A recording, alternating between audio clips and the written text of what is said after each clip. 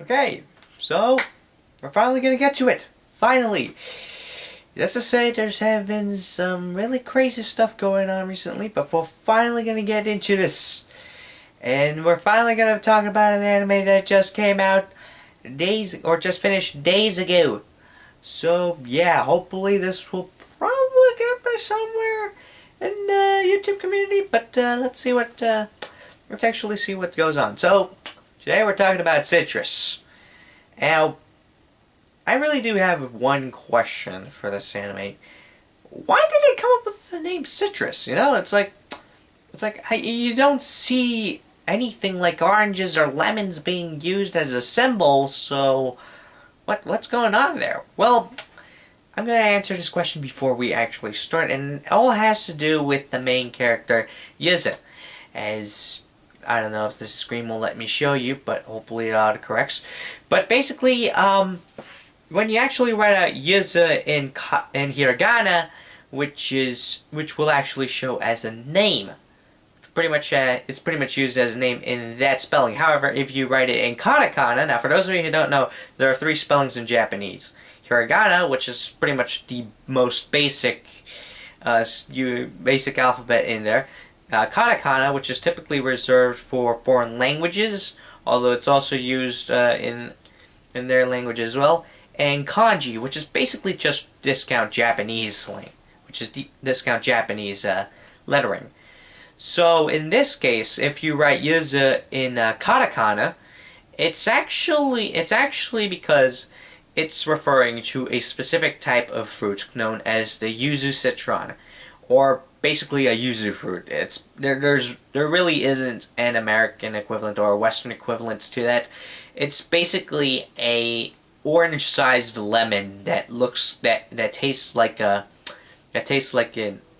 grapefruit. So yeah, that's pretty much why the whole show is called Citrus, is because the main character is Yuzu.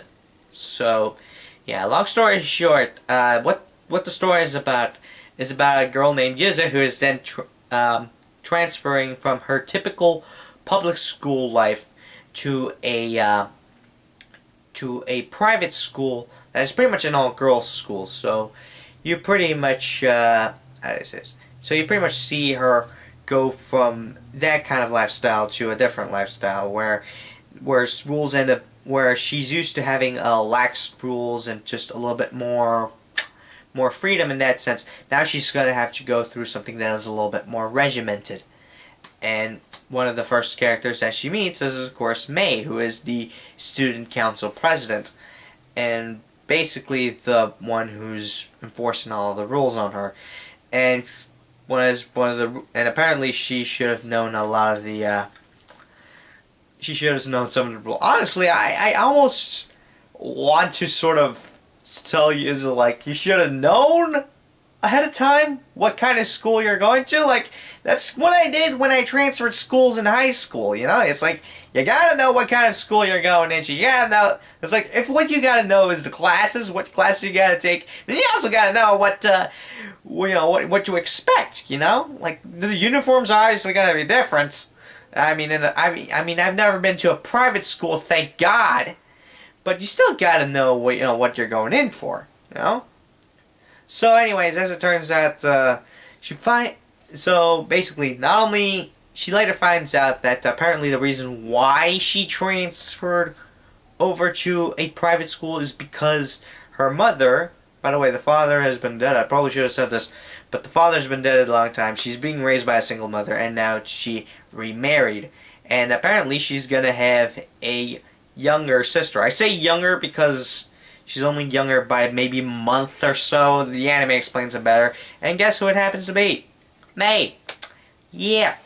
So if Yuzu thought she was gonna have May only at the school, no, she's gonna have her practically most of her goddamn life.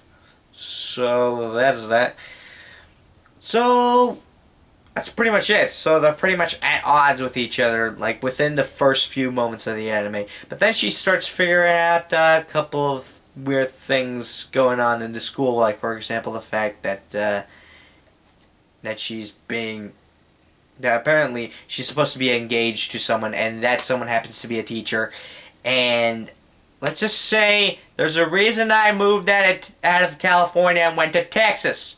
Because supposedly, it's, it's like, oh my god, this is LA unified all over again, Look it up. Trust me. It's like, there's like, and I thought Texas was messed up. Apparently they frown upon this, as well, but apparently it happens less often here in Texas. So yeah, so she pretty much discovers that they've been doing it behind the school's back, and well, that's one thing. Second off, apparently she's not really into dick. She's more into pussy. Okay, why did I seriously say that? I'm sorry, folks. I really don't rehearse these things, which I really should. I don't know. But yeah, long story short, she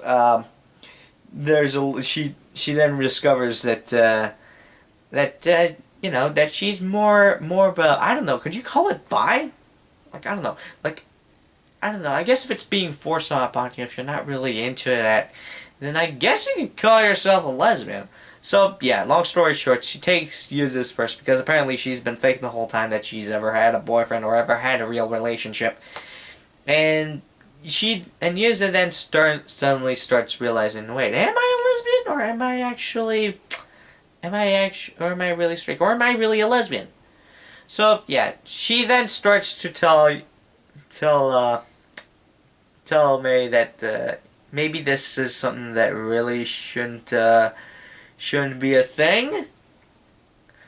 Or, because, if you're not doing it for love, then what's the freaking point, And it's like, she has a point there, but then, it's like, so that's where the initial conflict goes in. It's like, are you really going to set aside your emotions for, something that other people put on you? It's like, really makes you think.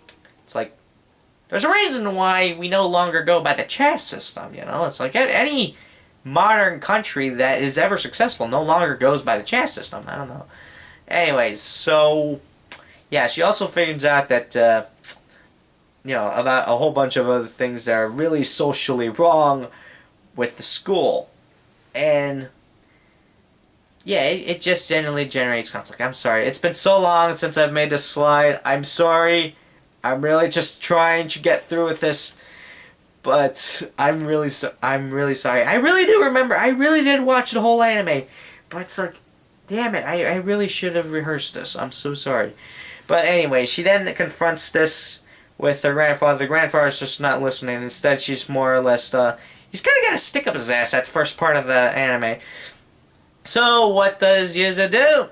The next best thing, which is basically to blurt out, hey, a teacher has been doing a student in here. I'm not going to tell you who it is, but we all know who it is. That, of course, leads her to getting expelled from school. However, they managed to get her back in because reasons, you got to move the plot forward. And then after the halfway point, it then diverts back to Mayover because now that she realizes that, that maybe she's kind of questioning why she's been given certain responsibilities or how she's sort of taking this up as this is what I want, when really it's just been placed on her. Okay, the reason why she is sort of, how do I say this, like hung up on the idea that she's going to inherit the school because of the fact that her grandfather owns the school, and that she's going to be the one inheriting it, and she's going to be the one running it for years, but also because her father himself was one of the teachers there, and because she doesn't really know why he left, but it gets revealed later on that the whole reason he left is because he didn't want to be part of the private school system, and, well, let's just say he went almost full hippie. And I say almost full hippie because apparently he's been going to underdeveloped countries to sort of, I don't know, it was explained in the anime. This is sort of my assumption. I'm assuming that he sort of went to underdeveloped countries to teach there, which is kind of cool, but he has no intention of ever returning to school, despite the fact that let's just say that the school kind of goes under for a little while, and that May is then suddenly taking up the responsibilities of the school. So there's that. And then, of course, there's Yuza having to confront the fact that she might potentially be a lesbian because she's never actually had any interest in boys. And then suddenly, when well, you've heard you've heard Katy Perry's song. I'm pretty sure you know what it is. You're pretty sure know what I'm talking about. Okay, so it's really somewhat of a discovery story. It's somewhat of a drama. Now, I'm not gonna lie. How do I put this lightly without making it sound offensive? It kind of reminds me of a Mexican soap opera. You know? Now, when I say soap opera, just a regular soap opera in English, I usually put it as a bad thing because, well, have you seen those things? It's really crap. Have you ever seen an English soap opera, like one made in the U.S. or the one made in well, specifically made in the U.S.? I kind of noticed that it's very lacking. Like, it's almost always drama all the freaking time. And it's like, it just doesn't slow down. It's really badly paced. But when you see a Mexican soap opera, it's actually a lot better. Depending on the type of soap opera you see, it's actually a lot more well-rounded. The characters are much more well-rounded. Some of the stuff going on in the background is a lot more interesting. It can get cliche at times, I'll admit. But long story short, if you're thinking of learning Spanish, watch a Mexican soap opera, and you will actually learn it pretty well because the stories are actually pretty entertaining. And I want to say this is kind of like a Mexican soap opera in the sense, but in the sense that it's actually pretty good. Like, sure, maybe there are some like things that honestly I'm just like questioning, but towards the end there's like a lot of dramatic irony that they throw in. By the way, for those of you who don't know what dramatic irony is, it's when the audience knows what's going on or has some information that the characters maybe don't know about, and it's like you're kind of waiting for that moment. When will they discover that? It's like, I just say it gets very good. It gets pretty dramatic at times. Now, as to what I would score this anime, I would score it. Well, I've heard people say that they kind of thought it was a little iffy at times, but I kind of enjoyed it personally, and it's not because I'm just some guy who just wants to see girls kissing. I honestly liked it. All right, if I wanted to see girls kissing, I would have watched any other anime. But in this case, usually when I watch these kinds of things, I'm usually asking, okay, what is your gimmick, alright? What are you trying to sell me? Or, like, how are you trying to sell it to me?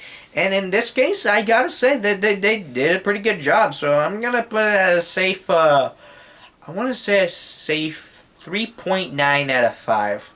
Because I don't want to say it's that good, but it is pretty damn good. Like, if you want to watch something interesting with a lot of drama, with a lot of with twists and turns, and I guess I would recommend that you watch this. However, it's not exactly that high quality that I would recommend it to everybody, but it gets there. It gets there. Which is pretty much all I'd ask for in an anime, so yeah, that's pretty much all I really have to say about it. It's like, it's not bad. It's decent enough that, you should watch it, but I'm not going to force you to watch it. So, yeah, that's pretty much it. I'll probably try to catch up on anime when I can. I mean, there's still some series that I've honestly didn't have the time to sort of see all the way through. This is kind of the one that I kind of stuck with.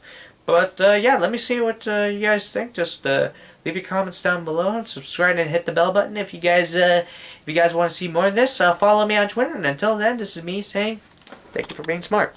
Sayonara.